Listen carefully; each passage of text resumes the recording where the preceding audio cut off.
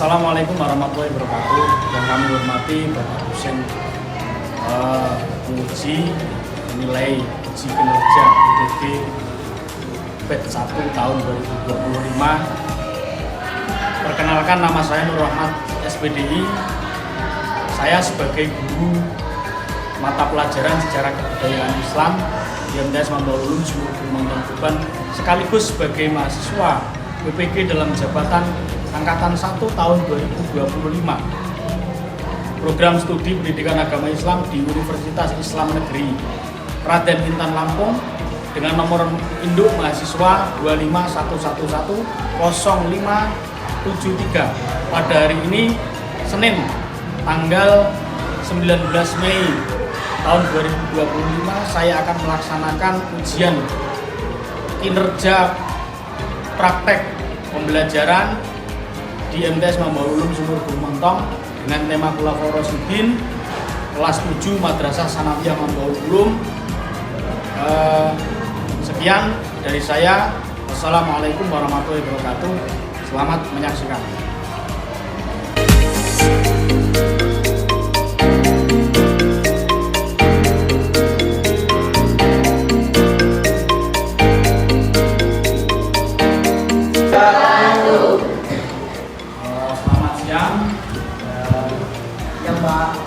Selamat siang, bagaimana kabar kalian siang hari ini? Sehat.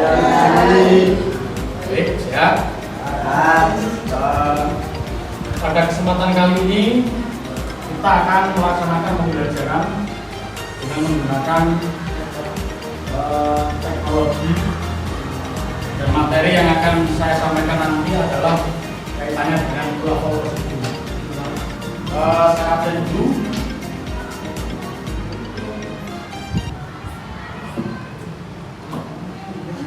Afifah Laifah Azharo, Antika Munjiati, Devan Andreas, Lia Atifu Jawa, Wi.I. Faizin, Elvita Askamaura, Uslan Ali, Kafa Surya Ahmad, Ahmad Nur Rafi, Tirta Saputra, Rizky Alvan Nadif, Muhammad Rizky, Sarif Aska, Wakil Taru, Najwa Naura, Yaskia Saidatil Ilmiah, Siti Rofiatul Solihah, Siti Safina Anggraini, Asa Setia Putri. Pelajaran pada siang hari ini, sebelumnya saya meminta untuk Dia Atifu Jawa untuk memimpin doa.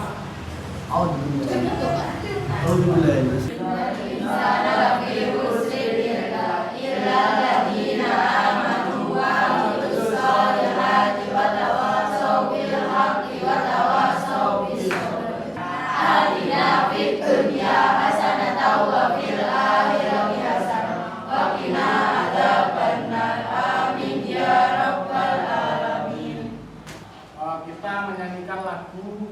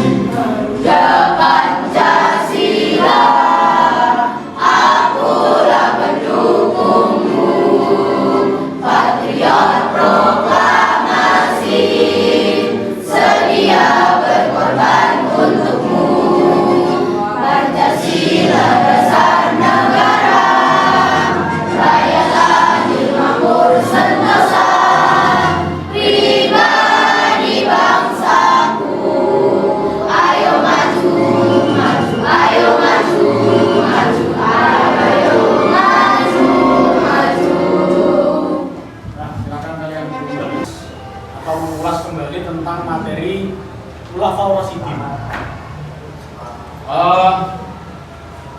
Pada siang hari ini ada beberapa hal kaitannya dengan materi yang akan kita bahas pada siang hari ini. Skema pembelajarannya seperti ini.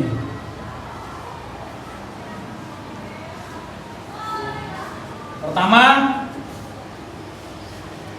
menjelaskan pengertian Khulafaur Rasyidin. Nanti kalian siap-siap untuk dan harus tahu apa itu Khulafaur Rasyidin. Kemudian yang kedua, menyebutkan nama-nama Khulafaur Rasyidin. Nama-nama Khulafaur Rasyidin. Yang ketiga, mengidentifikasi peran dan sumbangsih masing-masing khalifah. Sumbangsihnya apa? Prestasinya apa?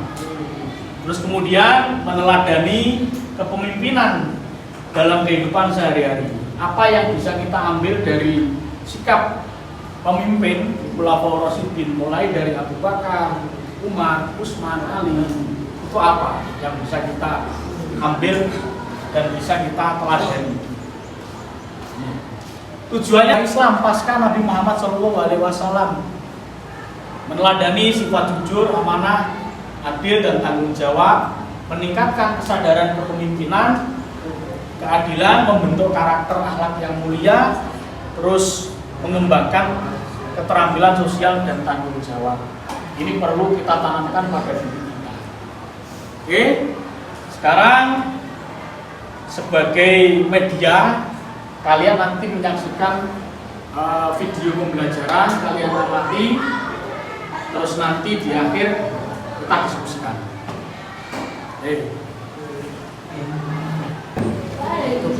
Semoga kalian selalu sehat dimanapun kalian berada. Berbicara mengenai Khulafaur Rasyidin, tentu kita tidak akan lepas dari membicarakan ulama akibat seperti berikut ini. Ada Abu Bakar As-Siddiq, Umar bin Khattab, Utsman bin Affan, dan Ali bin Abi Thalib. Apa sih keistimewaan mereka sehingga mampu mencatatkan sejarah dalam perkembangan Islam? Untuk mengetahui jawabannya, yuk simak terus video kita kali ini.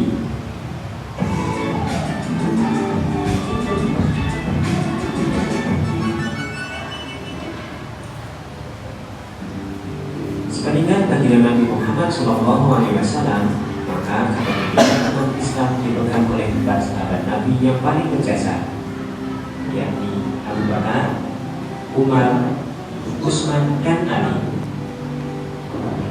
Hal ini bukan harta besar, melainkan karena mereka merupakan pribadi-pribadi terbaik hasil didikan Rasulullah SAW secara langsung. Kita mulai dari Abu Bakar As-Siddiq. Abu Bakar dilahirkan di Mekah tahun 573 Masehi dari keluarga terhormat, tepatnya 2 tahun 1 bulan setelah kelahiran Nabi Muhammad SAW. Nama asli beliau adalah Abu Quhafa. Abu Bakar merupakan salah satu dari as-sabiqun al-awwalun atau orang-orang yang pertama masuk Islam. Ketika ia masuk Islam, seluruh harta bahkan jiwanya rela ia korbankan untuk membela agama ini.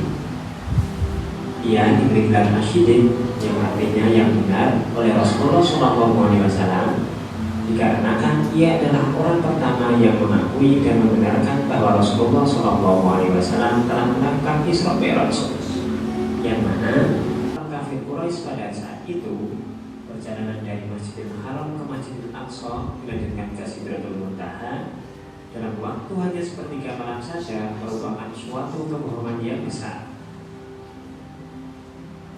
Semasa kepemimpinan beliau, umat Islam menghadapi banyak cobaan. Di antaranya, banyaknya orang-orang murtad keluar dari agama Islam, orang-orang yang enggan membayar zakat, dan bahkan orang-orang yang mengaku sebagai nabi. Namun, dengan kebijaksanaan dan ketegasan beliau, semua masalah tersebut dapat diatasi. Yang selanjutnya ada Umar bin Khattab. Nama lengkap beliau adalah Umar bin Khattab bin Nufail bin Abdul Uzza. Ia dilahirkan di Mekah dari suku Bani Adi. Sebelum masuk Islam, ia merupakan orang yang paling ditakuti oleh umat Islam karena orang-orang kafirlah takut kepadanya. Dikarenakan keberaniannya dalam mempertaruhkan jiwa dan raga dalam membela agama Islam, sehingga ia pun dijuluki singa padang pasir. Umar juga memiliki gelar Al-Faruq yang diberikan Nabi SAW, dikarenakan kemampuannya dalam memisahkan antara kebenaran dengan kebatilan dalam setiap segi kehidupannya. Umar merupakan sahabat yang keras kepala, namun berhati sangat lembut. Ia sangat keras terhadap orang. Semasa menjadi khalifah, ia selalu mendahulukan kepentingan masyarakat di atas kepentingan pribadinya. Dia berprinsip lebih baik tidak makan dan tidur di lantai daripada makan enak dan tidur di istana sementara rakyatnya menderita. Dalam kesehariannya, beliau sering berkeliling di rumah-rumah warganya setiap malam tanpa sepengetahuan mereka. Bahkan, ia juga menjadi penjamin pedagang dari gangguan para perampok. Ia pun tak segan untuk menyuapi seorang janda tua buta yang sedang sakit ketika ia sedang berpatroli malam. Itulah Umar bin Khattab, seorang pemberani namun berhati yang sangat tegar. Khalifah yang selanjutnya adalah Utsman bin Affan. Beliau adalah khalifah ketiga penerus Umar bin Khattab. Utsman merupakan seorang pebisnis yang ulung dan kaya raya, namun sangat dermawan. Ia tak segan mengeluarkan seluruh hartanya untuk kepentingan umat Islam. Misalkan saja, beliau pernah membeli subur dari orang Yahudi seharga 200.000 dirham atau setara 2,5 kilogram emas saat itu, kemudian diwakafkan untuk umum. Ia juga hibahkan 1.000 ekor unta, 70 ekor kuda, ditambah 1.000 dirham untuk keperluan perang Tabuk. Selain itu, ia pun menyumbang ribuan karung gandum yang diangkut oleh 1.000 ekor unta untuk diberikan kepada kaum miskin ketika terjadi bencana kekeringan. Utsman bin Affan merupakan orang yang paling beruntung disebabkan ia dipercaya menikahi putri kedua dan ketiga Nabi, yakni Ruqayyah dan Ummu Kalsum. Hal inilah yang menjadikan Utsman bin Affan memiliki julukan Nurrain atau memiliki dua cahaya. Kemudian yang terakhir ada Ali bin Abi Thalib dengan nama asli Haidar bin Abu Thalib. Ali merupakan sepupu Nabi Muhammad SAW dan orang kedua yang mempercayai kerasulan Nabi Muhammad, tepatnya setelah Khadijah. Sejak kecil Ali diasuh oleh Rasulullah SAW sebagai anak angkat. Yang selanjutnya, ketika hijrah ke Madinah, ia dinikahkan dengan Fatimah putri Nabi Muhammad SAW. Di usia remaja, sejak wahyu pertama turun, beliau banyak belajar langsung pada Rasulullah SAW, sehingga menjadikannya seorang yang sangat cerdas, berani, dan sabar. Karena kecerdasannya, Rasulullah pun tak segan mengatakan Babuha, yang artinya aku adalah kota ilmu, sementara Ali adalah pintu gerbangnya. Selama menjabat sebagai khalifah, ia banyak memecahkan masalah umat dengan kecerdasan dan kesabaran yang dimilikinya.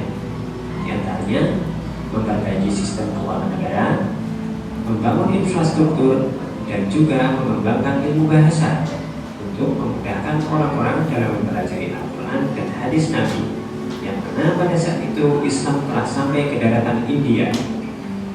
Nah, itulah mereka para penerus perjuangan Nabi dalam mendapatkan agama Islam dengan berbagai keistimewaan yang dimilikinya masing-masing.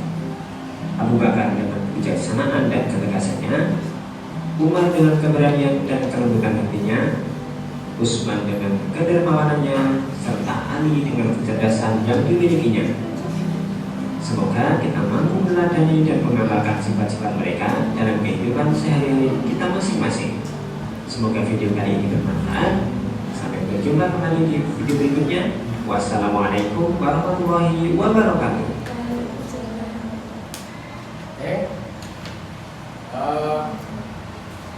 Selesai ya, nyimak videonya. Mungkin dari video yang kalian lihat tadi ada beberapa gambaran yang bisa kalian tangkap. Makanya di sini Silakan kalian diskusikan dengan kelompok kalian masing-masing. Akan saya bentuk menjadi 4 kelompok. Ya. Kelompok 1 namanya kelompok Abu Bakar, yang paling ujung sini. Kelompok Abu Bakar. Terus yang kedua kelompok Umar bin Khattab. Kelompok 3 kelompok Utsman bin Affan. Dan kelompok yang ketiga, yang keempat adalah kelompok Ali bin Abi. Silakan kalian diskusikan tentang kepemimpinan dari masing-masing khalifah. Terus prestasinya apa? Tulis prestasi dan keteladanan dan prestasi. Kelompok Ali bin Abi Thalib, silakan diskusikan. Nanti ada pertanyaan, siapa yang mau menjawab? Utsman bin Affan, silakan didiskusikan ya. Dicatat, dirangkum.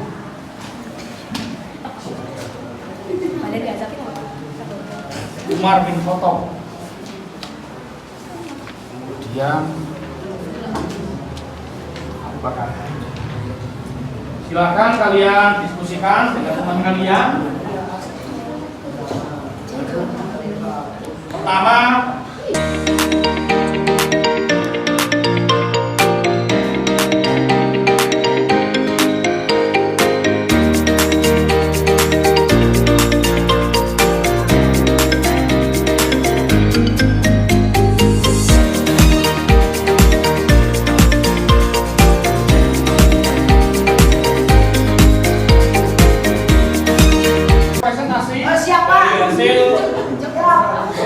materi yang kalian diskusikan, saya mulai dari kelompok Abu Bakar As-Siddiq. Saya persilakan untuk mempresentasikan hasil dari diskusi kalian. Silakan yang mewakili untuk membaca di depan. Prestasi Khalifah Abu Bakar As-Siddiq: 1. Menyatukan umat Islam. 2. Memerangi kaum murtad. 3. Mengirimi pasukan ke wilayah Syam dan Irak. 4. Mengumpulkan dan membukukan Al-Quran. 5. Menunjukkan Umar bin Khattab sebagai penerusnya. Keteladanan Khalifah Abu Bakar As-Siddiq: 1. Kejujuran As-Siddiq. 2. Kepedulian sosial. 3. Kesederhanaan. 4. Keberanian dan integritas. 5. Tanggung jawab dan amanah. 6. Cinta kepada Al-Quran.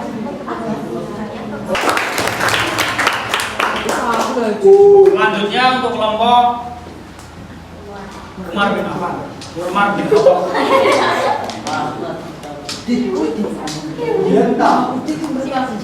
Assalamualaikum warahmatullahi wabarakatuh. Waalaikumsalam warahmatullahi wabarakatuh. Saya dari kelompok 2 mau membacakan prestasi dan keteladanan Khalifah Umar bin Khattab. Prestasi Khalifah Umar bin Khattab sebagai berikut. 1. Memperluas wilayah kekuasaan Islam ke Persia, Syam, Irak, Mesir, dan sekitarnya. 2. Mendirikan sistem administrasi pemerintahan yang struktur seperti pembagian wilayah kekuasaan dan pencatatan sipil. 3. Membentuk Baitul Mal. 4. Menetapkan kalender Hijriah. 5. Menunjuk hakim di setiap daerah. Menciptakan sistem peradilan yang adil dan terorganisir. 6. Mendirikan sistem kepolisian dan pengawasan pasar. 7. Menyediakan tunjangan sosial termasuk untuk janda, anak yatim, dan kaum miskin.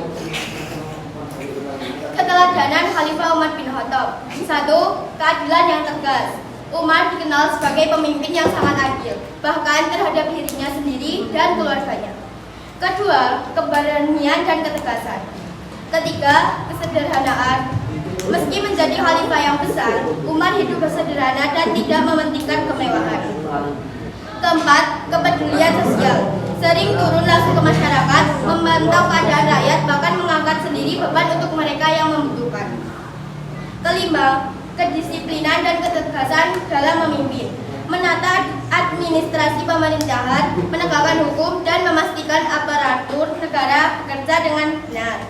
6. pencetus inovasi Islami, seperti menetapkan kalender Hijriah dan membentuk sistem pemerintahan yang rapi. Demikian prestasi Khalifah Umar bin Khattab. Sekian, terima kasih. Terima kasih. Kita lanjutkan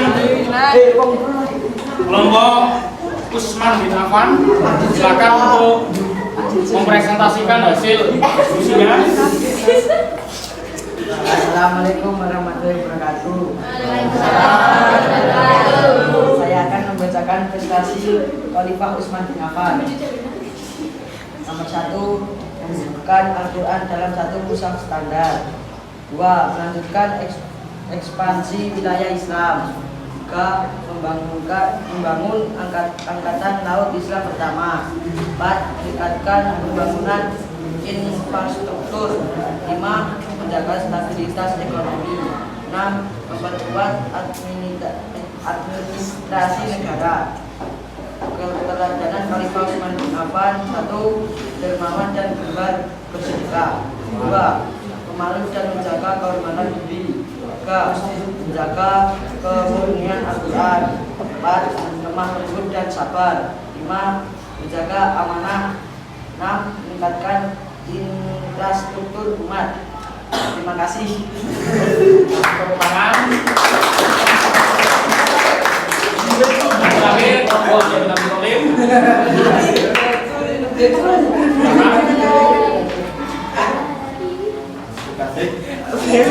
Assalamualaikum warahmatullahi wabarakatuh. Waalaikumsalam warahmatullahi wabarakatuh. Saya akan membacakan prestasi Khalifah Ali bin Abi Thalib. 1, menegakkan keadilan dan hukum. 2, meningkatkan kependidikan dan keilmuan Islam. 3, menjalankan pemerintahan dan prinsip kesederhanaan dan kejujuran. 4, membela keutuhan umat Islam. 5, menunjukkan dan membina para hakim. 6, memperhatikan kaum miskin dan kelompok tertindas. Keteladanan Khalifah Ali bin Abi Thalib: 1, kebijaksanaan dan keilmuan. 2, kejujuran dan integritas. 3, keberanian dan ketegasan. 4, keadilan sosial. 5, kesederhanaan dan kerendahan hati. 6, kepedulian terhadap kaum lemah.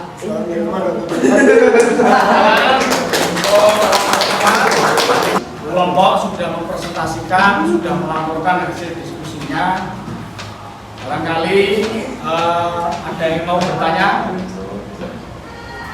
dari kelompok 1 ke kelompok 2, Kelompok 3, kelompok 4. Ini gampang kapan jadi? ada yang mau bertanya? Silakan. Sebelum saya simpulkan. Baik, saya simpulkan. Dari materi pada siang hari ini yang kita pelajari adalah Khulafaur Rasyidin. Bisa kita simpulkan bahwa Khulafaur Rasyidin itu adalah pemimpin penerus perjuangan Rasulullah Muhammad SAW. Jadi pemimpin pengganti mulai dari Abu Bakar, Umar, Utsman, dan Ali.